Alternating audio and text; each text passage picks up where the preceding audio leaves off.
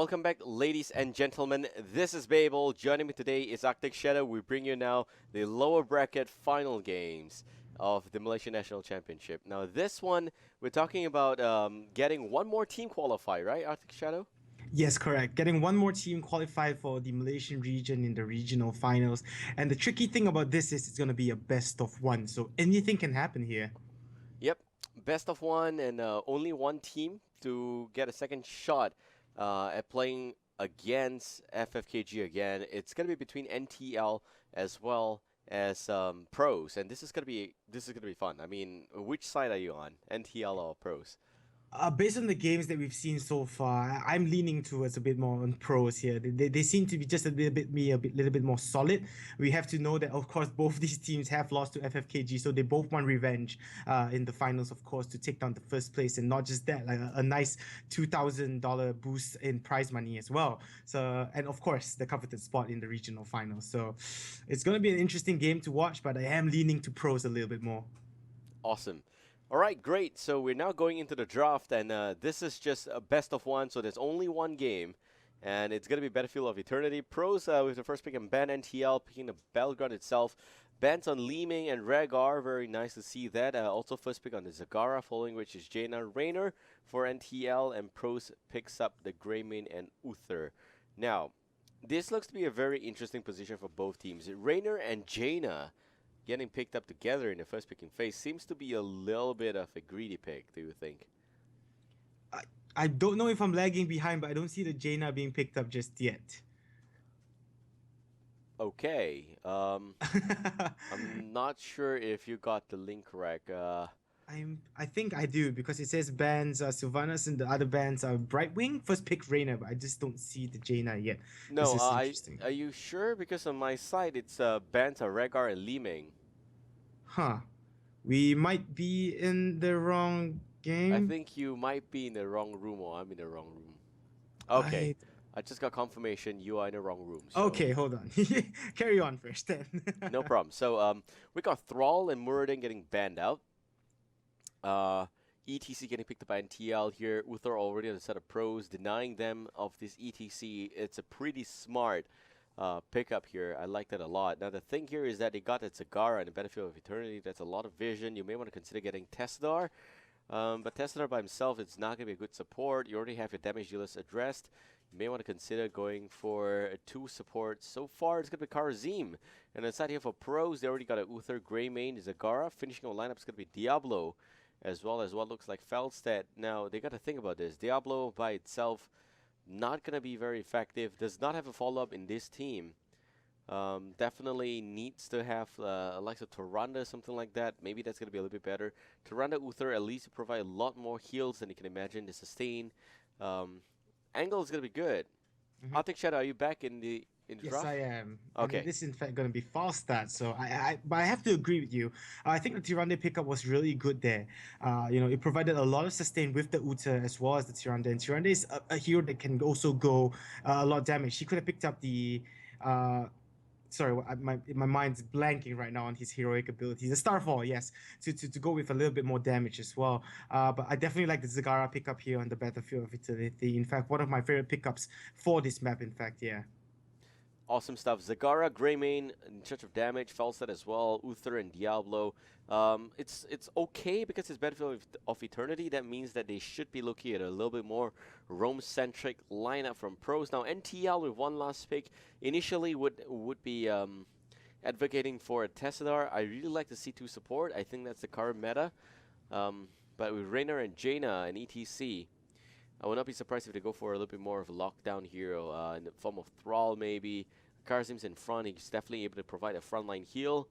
Um, Definitely also want to consider burst targeted heroes. That's going to be really good to pick off Feldstedt and pick off Diablo as well. They got about 5 seconds remaining.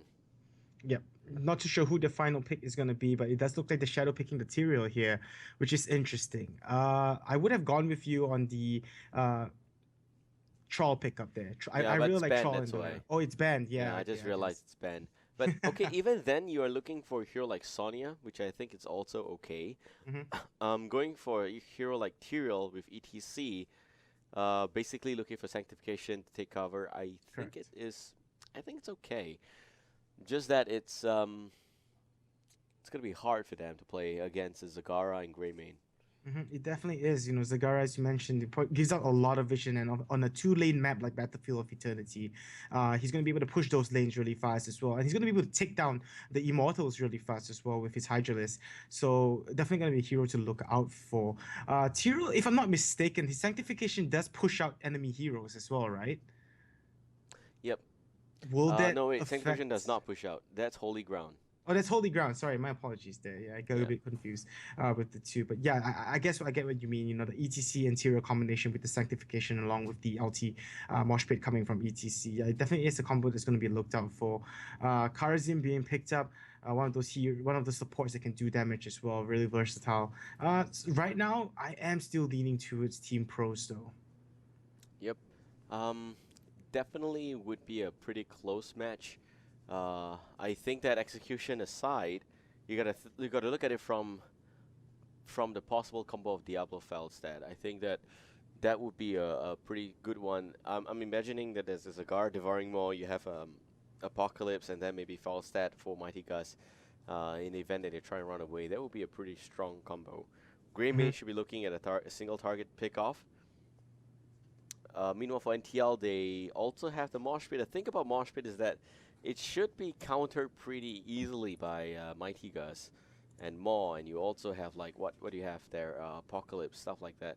So I don't think it's gonna be that hard. The thing is, you really have to invest Tyrael along with VTC for the Mosh Pit Sanctification, and that would be quite hard to pull off. So execution, in mine, I'm thinking Pros is probably gonna have the easier game. Yep, definitely have an easier game there for them as NTL, ETC, with Apocalypse and Diablo. He's not going to have an easy time, but we have seen Hasio X constantly pick up the stage dive, so we could see a stage dive instead here of the Mosh Pit, though. That would, reduce their CC a lot more for Team NTL. They don't really have any other stuns aside from the ETC as well, so this could be some trouble for them. But yeah, it's just going to see how it plays out in the early game. But yeah, in my opinion, I think Team Pros has the slightly better draft here, a slightly more solid draft. Aside from this, the Diablo being alone does not have a Tirande to combo wombo with. I think they do have the slightly better draft here. Yep, looks to be looks to be that they have a slightly better draft as well. BOE though, and vision is going to be very important. Zagar that already provides a lot of vision from the creep tumor, and that's a huge plus point here for pros. NTL on their side, man, it is going to be tough for them. I just think that they will really have to rely on execution, which so far up against pros. I haven't seen NTL play against pros, but I know NTL playing against I think was it FFKG? Yeah, FFKG. Yeah, FFKG. FFKG definitely showed like they were able to get on top of the situation a lot better. So that's that. Here Mhm. we're still waiting for the lobby to get created before we can go in to the game for you guys. But in the meantime, let us know which drive you think won in the chat. Yep, definitely let us know which one you are siding with. It is, of course, a BO1, so both teams only have this last lifeline to get into the regional finals.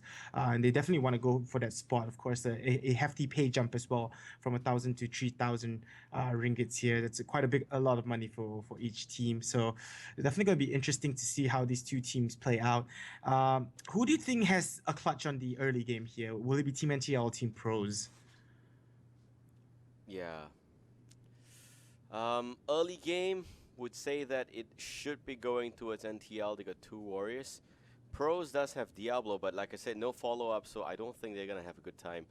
Um, in terms of taking damage, now the thing about Battlefield of Eternity is that your immortals can be addressed by one Zagara, while four members of that team can also go and put up some form of defense. Zagara's solo immortal is a very valid strategy, and that's something that I'm looking forward to pros executing in this game.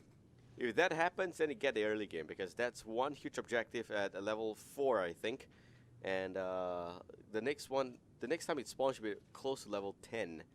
And two immortals, if you do that twice, you get a lot of lead Yep. compared against NTL.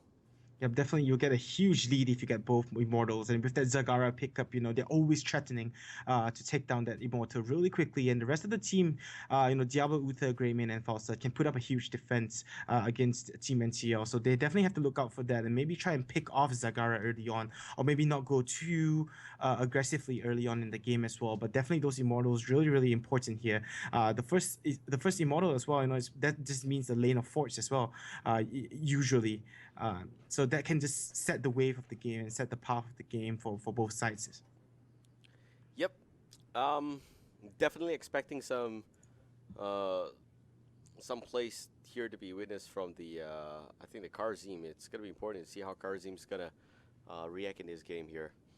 He is at the end of the day pretty weak solo support, I think, compared against Uther, but it's gonna be up to that.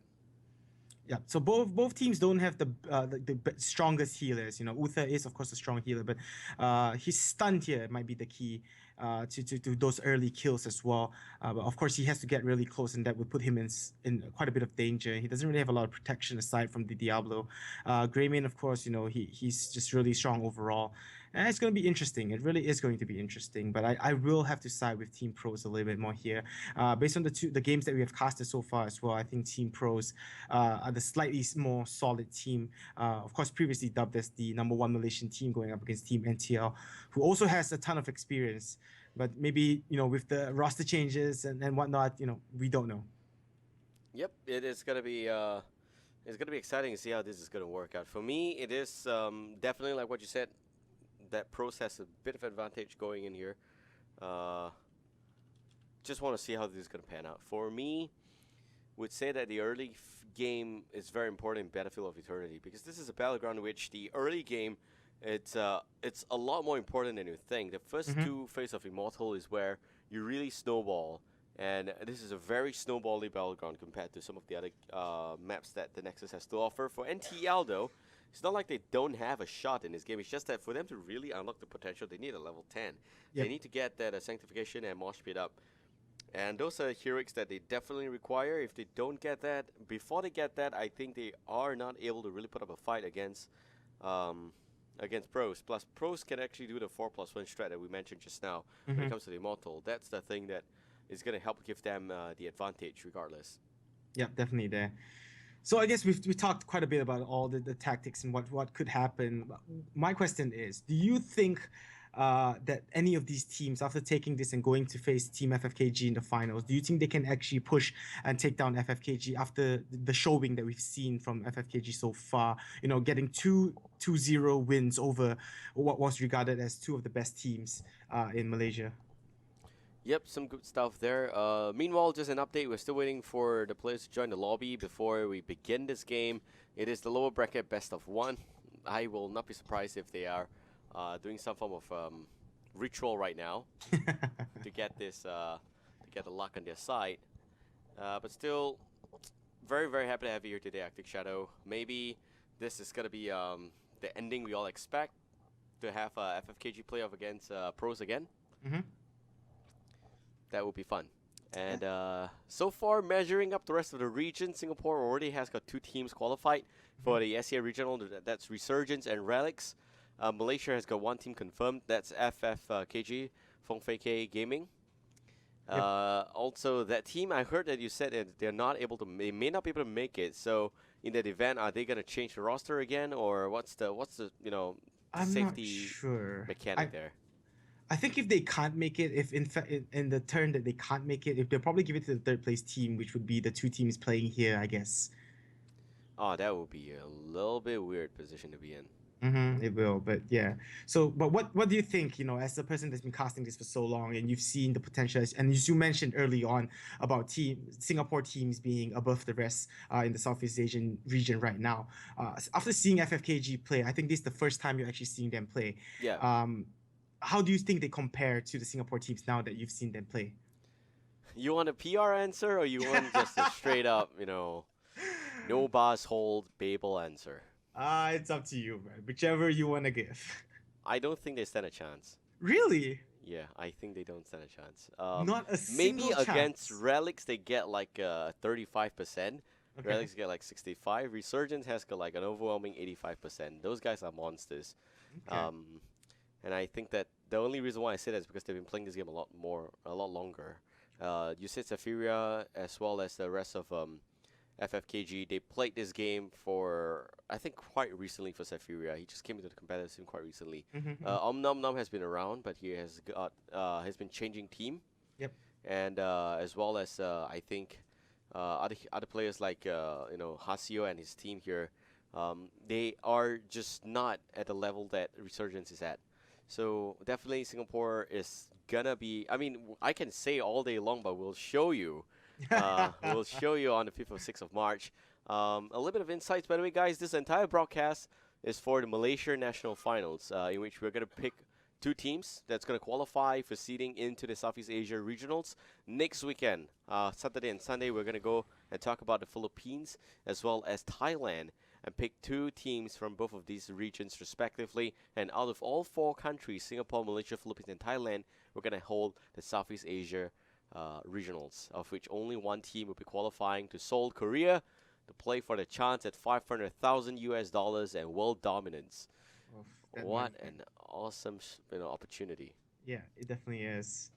Though I have to ask though, what separates? You said that the Singaporean teams have a huge edge, 85% over the Malaysian teams or everyone else in the region. Is it just purely based off skill, a personal skill, or is it more of understanding the game, drafting, reading? What is it that makes them stand up above the rest? I think that draft, first of all, Mhm. is a huge thing that a lot of countries like Malaysia, Philippines, and Thailand they're in their own meta. Mhm. They're not looking at a picture from a wider angle, which is the Korean style of drafting, the Chinese way of drafting, the way China does it, and even N in EU. Singapore's drafting is very much in line with NA's drafting. Okay. Very similar strategy, very similar priority picks. You don't see them going out of the line to first pick and ban a hero that the enemy is going to play, because normally the hero pool, it's kind of flexible for SG. There's always counters here and there, and you are ready for the counters. So that's basically the first part, drafting. Second of all, I would say that skill, it's not that big of a deal. Mechanically, Malaysia's pretty good. But when it comes down to teamwork and communication, that's something that Singapore has got a little bit better.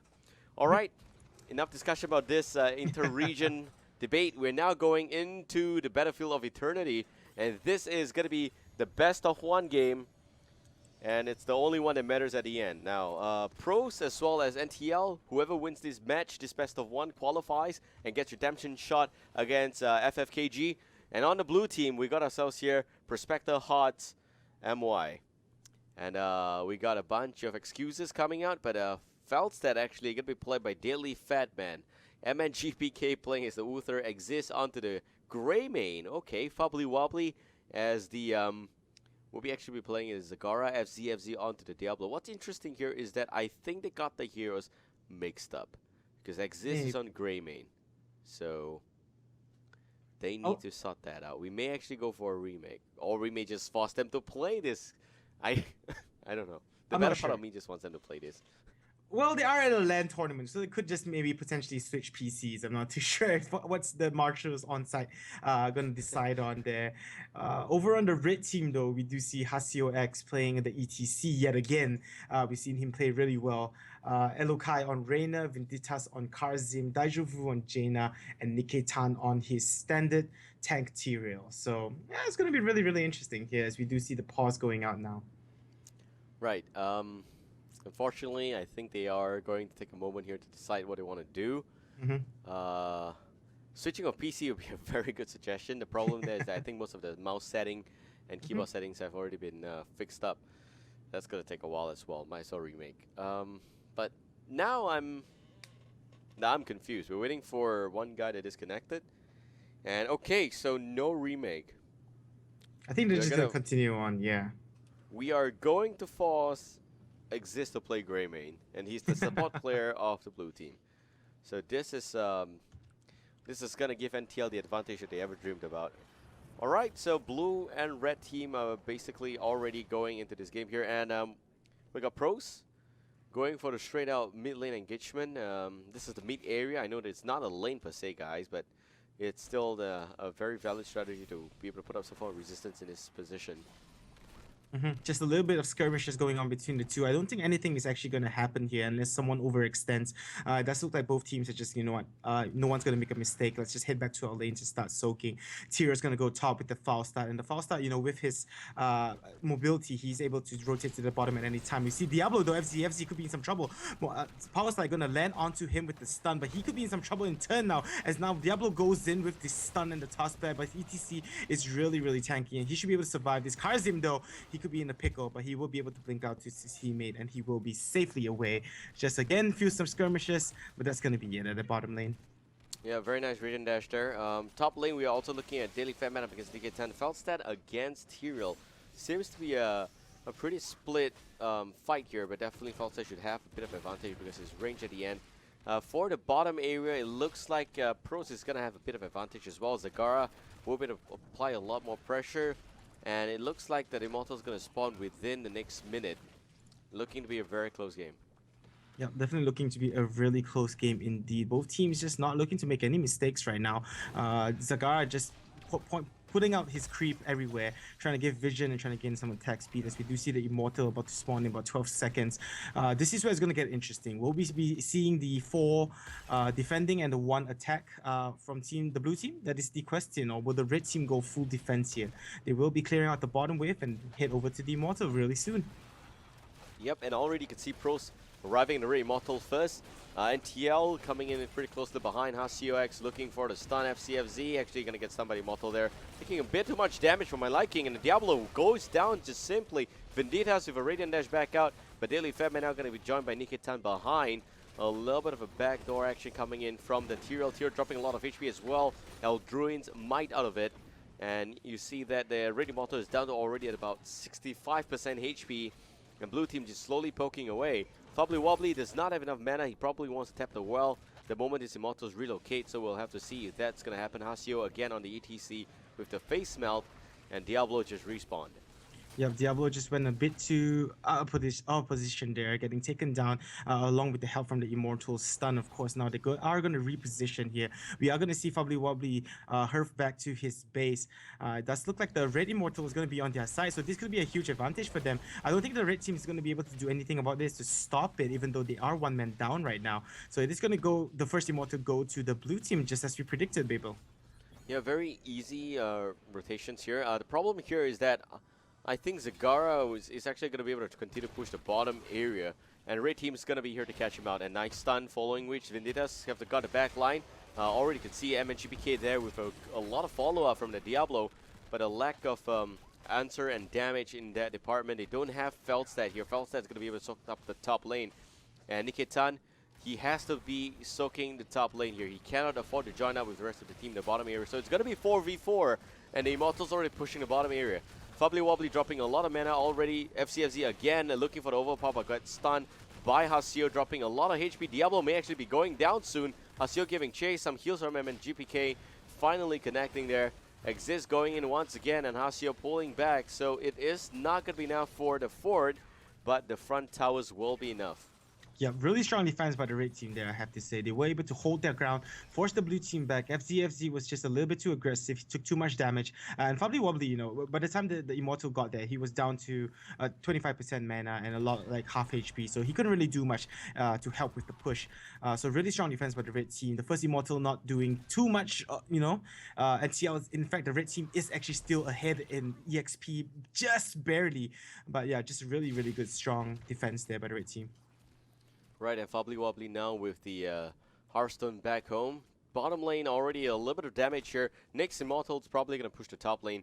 And this is where you see that a standard action of going for camp's going to happen here. The rotating seems like Pros actually have got a bit of a lead here because they already got a bottom camp, and now they're going for the top one. If they get this one, the left camp is going to be, well, all that's left. And FCFZ dropping a lot of HP, but nope, it looks like Hasio's going to be able to snatch this one up. Nice power slide into the Diablo. Nikitan dropping a lot of HP. Great barrel roll back out. Hasio waiting for the power slide to be off cooldown. But face melts first, and then goes the overpower. It looks like Hasio's going to drop there. Great overpower by FCFZ. And Elokai also pushing the top lane. A lot of mercenaries going to be here. This is actually going to be a bit of a hassle for the blue team to deal with. Yeah, really nice overpower by Diablo, actually picking up the kill onto the ETC. ETC just going a little bit too deep here. But the red team, though, with the blue team dropping so low and having to hurf back, the red team will be able to take down the top towers here and maybe even threaten for a fort. Though I don't think they're actually going to be able to do that with the Immortal spawning in about 14 seconds. They have to be really careful here. It does look like the blue team want to try and set an engage up here, but I think that's just going to be it. They're going to go rotate back and pick up their final camp here before the Immortal is going to spawn, while Zagara continues to soak the lane in order for them to keep up on EXP. The red team, though, they are going to be able to get to hit towards the Immortal and maybe, get an early advantage here. Right. Blue team now giving chase. Vanitas getting slowed by the Hammerang. Elokai with a penetrating round. A lot of damage already onto the Vanitas Monk there, but Karazim's going to be fine. Exist still giving chase. Greymane there does not have Union's cocktail. Hasio goes in, great stun, and he catches out Greymane out of position. Greymane takes the fall. Felstad goes down as well. That is 2 damage dealer already gone on the side of Pros. And NTL still giving chase. FCFZ in a lot of trouble. NTL looking pretty good actually. Baneling's boss coming out. Fubbly wobbly trying to put out some form of defense and on the blue Immortal, but that's not going to work. Very strong play there by ETC, catching out 3 heroes in his power slide there, and things don't look to be over just yet, as Diablo now is going to spawn, and the rest of the blue team is going to head back here towards this Immortal. The red team down on HP, down on mana, a nice overpower there, thrown in on Elokai, and he could be in some trouble, but he's going to be able to get away. Zagara, though, not as fortunate, as he's going to fall. FZ now could be in some trouble, and he does not have his stacks to to respawn quickly yet again, and he's going to be able to get away. The red team now really low on HP and mana, going to have to hurf back, and the blue team could go for the Immortal right here with the Zagara as well. Zagara is down, sorry, but the blue team could go for the Immortal here, but it does look like they are just going to go back to their lanes and soak a little bit more. Yeah, okay, this is the thing. Pros, they are behind in terms of EXP, so NTL should be looking at a quick level 10. The thing here is that because of the way the Immortals are being positioned and they have not changed sites yet, blue team may actually have to adopt a 5-man position here against the Red Immortal compared to the 4-1 that I mentioned, because you cannot expect Zagara to take on an aggressive position here to try and just solo this Immortal. I don't think that's going to work. Meanwhile, Nikitan already facing some trouble coming in from both Karazim as well as the ETC. Nice face smell, but it's not enough. Baneling's going to the back line there, doing a lot of work against the Jaina. Jaina pulls back out. Fubbly Wobbly in the meantime is able to actually equalize the HP on both Immortals just by knocking in a red one, and this is where all of a sudden Pros is back here, but NTL, they spend the whole time soaking the lanes and they are already looking at level 10. Yep, just a little bit more, and they are going to be able to get the heroic talents, and that's just going to be really dangerous for Team Pros here. As it does look like the red team actually is just going to try and contest in a race against damage for both Immortals. The FZ looks like he wants to try something here, but I don't think they can do anything with the heroic abilities available on the red team. They have to be really, really careful, and it does look like it's going to be a red team Immortal here. Really well played there by Team NTL, getting ahead with the soak by their team as well.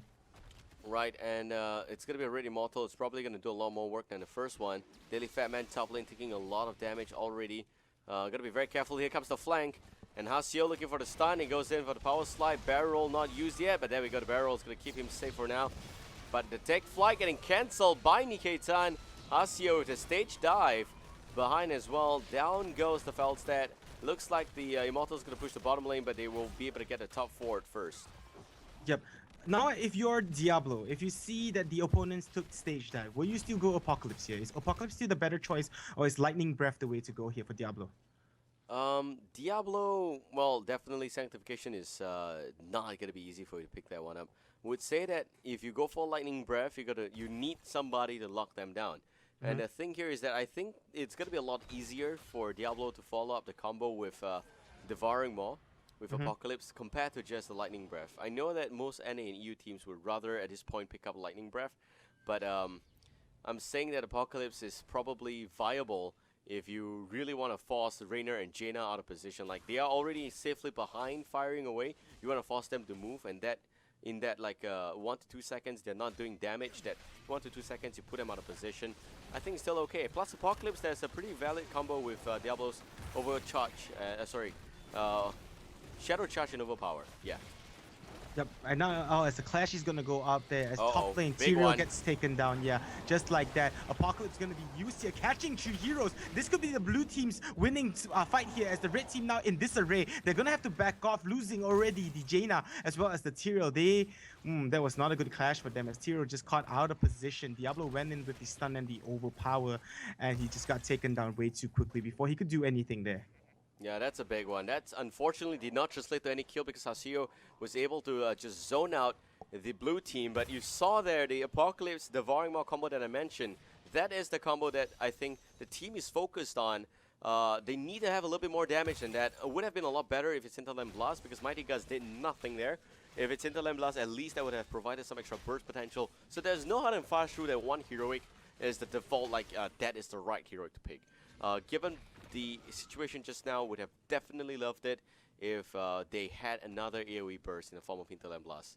Yeah, really unfortunate for the red team is now the Immortal is about to spawn yet again, and I think this is really going to be a crucial one. This could set the tone for the rest of the game here as the blue team now going in. FZFZ going to go with the stun, overpower onto the Jaina, but Jaina invulnerable with the sanctification. He's going to be able to stay alive just for now. Nikita, nice gust. They're going to be able to push him away, but he could be in some trouble yet again as we see Jaina going to be able to come back to life here as he's running. Karazim, sorry. He's going to be able to come back to life as he's running away. Nikita still in the fray of things. He's going to go in, but he's gonna get taken down instantly. Diablo in some trouble. He gets taken up, but he's gonna respawn in 3 seconds. The blue team, though, the red team, how did they come back from that one? Vendita's very, very close to running away. Gildan's cocktail does not connect. Exist is gonna drop here. Alokai giving chase. Picks up the kill. 3 men down on the side of the blue team for 2 exchange on the side of NTL. Still a very good fight there coming up from both sides. It is a close one.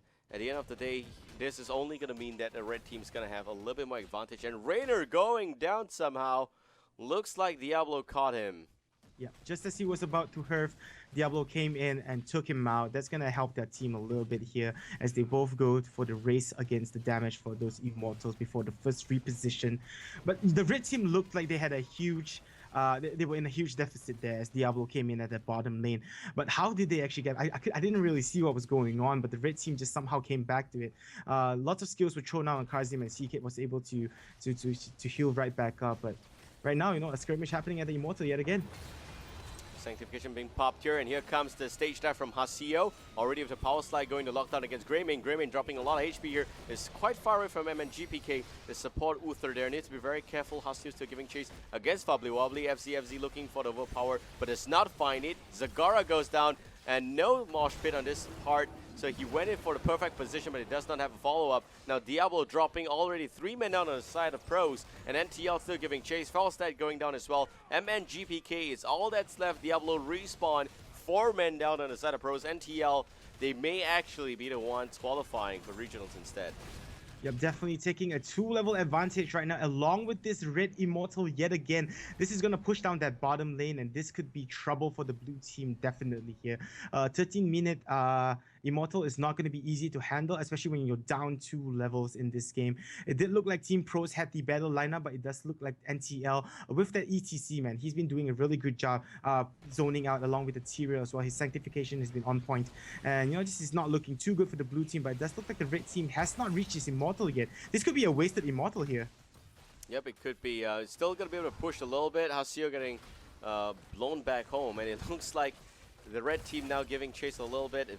Nikkei Tan actually with the Eldrin Smite and also the Holy Ground. As you can see, that's going to provide some form of extra box out action. FZFZ dropping very, very low already. Diablo, no idea why he's actually on that side of the house, but will take the fall first. Diablo's gone. Hasio looking for the power slide once again. Elokai giving chase. The Immortal's already gone, but the red team still giving chase here.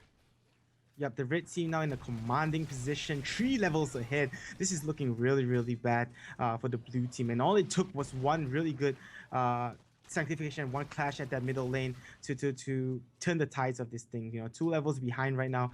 NTL, they are 1 tier, almost hitting that level 7 to get the next tier talents. This could be, they're already 1 level tier talents ahead. So this is looking really bad for the blue side. Yep, and we already have another camp taken up here by NTL. NTL going to the top lane as well. Looks like Pros is actually in a very bad shape. they are not able to follow up with the damage here. And I think that's primarily because they still don't have level 16 for Greymane. Yep. Greymane at level 16 is going to have that Concentrated Blast that's basically going to have extra 80% damage once Inner Beast is activated. That's going to help Gilnean Cocktail a lot more. Yep, definitely here as both teams now just trading camps. Of course, Red Team coming up on top, taking both the top and bottom as well as the camps from their side. That's going to allow them to push in a lot more faster. And the next Immortal is just about to spawn yet again, 30 seconds in. Team Pro still do not have their next tier talents just yet, and this could be in trouble for them here. Yep, definitely looking quite bad for them. 15 minutes and 30 seconds into this game. They need to find a level 16. Meanwhile, you're looking at NTL with a top lane push and a stun going down against the Zagara. Nikkei Town with a perfect holy ground. Sanctification also being popped here down. Diablo being left behind. But the Devouring Maw does connect in the background, and without Sanctification, Apocalypse will connect here. A little bit too slow, but Daijobu will still go down. The big combo there did not really work out. Hasio with the stage dive exists, dropping so much more HP. Nikkei Town giving chase, and one last swing of the sword there will be able to pick up the kill. Now it seems like Pros is actually gonna be in a lot of trouble. The keep on top may actually be going down. Hasio goes in. Daily Famine dropping very low right now. MNGPK does not have a heal for him. Hasio still pulling back. Kai doing all those right-click damage against the keep there. FZFZ still not able to put up this fight here. And Fubbly Wobbly with those Banelings doing some form of AoE damage. But Hasio with the power slide back out. Worst target for Overpower. But Nikkei Tan gonna be okay. The Good Brothers there doing some form of damage. And again, the Divine Palm a little bit too early. Not very effective. Venditas is also going to be able to buy some time. Hasio just pulling back. Venditas does have the Radiant Dash, which is why he's actually soaking up the damage from the back there. And that's going to be the last part of the fight.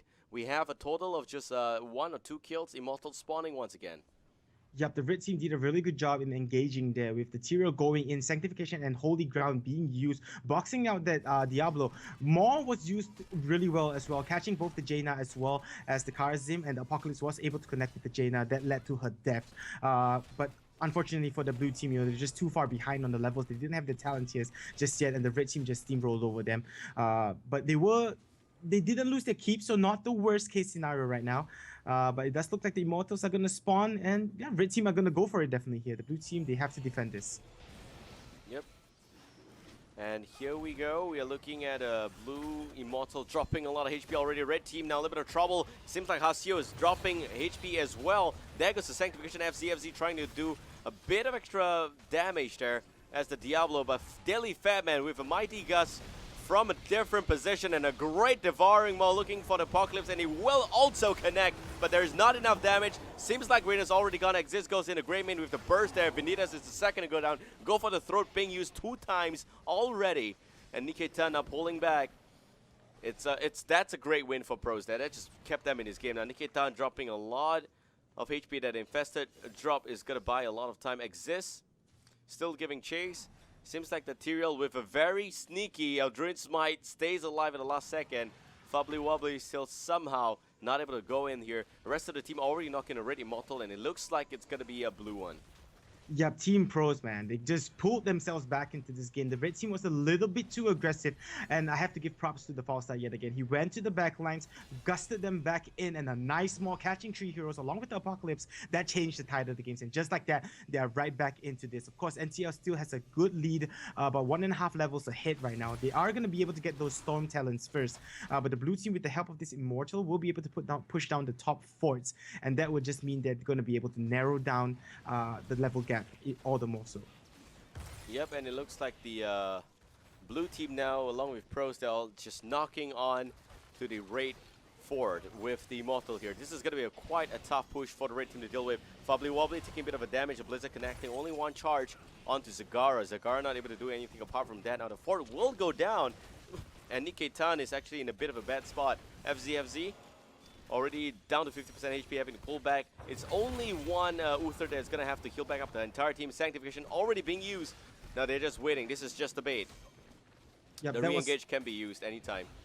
Yep, that wasn't the best of sanctifications used. You see ETC now stage dive in, gonna catch that Diablo, but Diablo gonna get the divine shield and he's gonna be able to survive. Wow. Hyperion is gonna be used more, gonna catch 3 heroes yet again, and now they are in a lot of trouble. Jaina already falling. Apocalypse gonna connect on 3. Blue team are in a huge commanding lead here. Karzim gonna pop right back up onto the Reyna, but this is looking really bad. Tyrael trying to run away from MNGPK, but he is in chase. Nikitan not gonna survive this, and this is gonna be a 4-man team wipe, a clean team wipe for the blue team, and this with the Immortal, this could be GG, Babel. Yep, Hasio in a lot of trouble. Exist still giving chase. That was a big devouring maw out of hell. And you have the Apocalypse to follow it up with Hasio dropping so much HP, but still going to be fine. Now, blue team finishing up this fight here, probably going to be game. This means that Pros is still going to be the one advancing. NTL, they were so close. They were ahead somehow. Hasio, one man, cannot save the game. Does not have the right tools for it. And there we go. Finally, ladies and gentlemen, it is going to be Prospector Hearts qualifying for the Southeast Asia Regionals. Yes, indeed. This was a game to lose for NTL. They had a huge lead. They have a 3-level advantage, but somehow the team Prospectors just held their composure, were able to come back, got one really good fight, pushed with the Immortal, and next thing you know it, they are progressing to the finals to seek revenge on Team FFKG. This is going to be really interesting finals here, Babel. Yep.